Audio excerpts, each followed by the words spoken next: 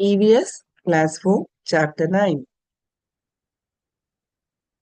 Habit ಅಭ್ಯಾಸ ನಾವು ಪ್ರತಿದಿನ ಮಾಡುವ ಒಂದು ಕೆಲಸ ಅಥವಾ ಅಭ್ಯಾಸ.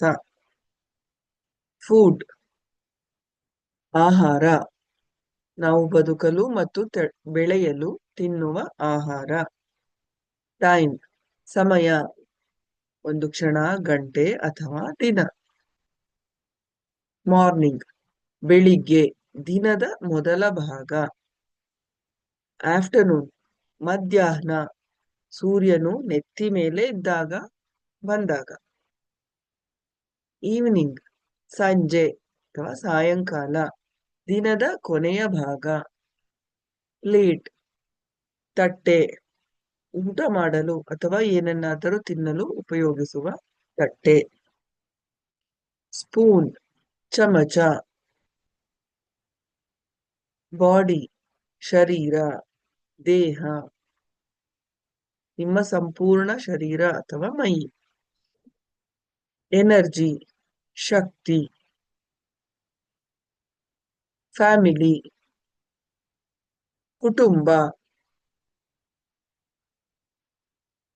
ಟೇಬಲ್ ಮೇಜು,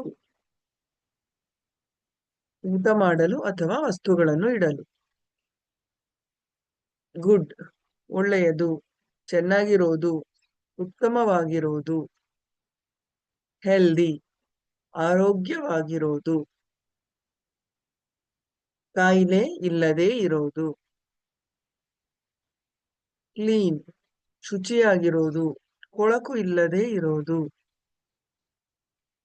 ರೆಗ್ಯುಲರ್ ಪ್ರತಿದಿನ ಒಂದೇ ಸಮಯಕ್ಕೆ ಮಾಡುವಂಥದ್ದು. ಡಿಫರೆಂಟ್ ಬೇರೆ, ಒಂದೇ ತರ ಇಲ್ಲದೆ ಇರೋದು.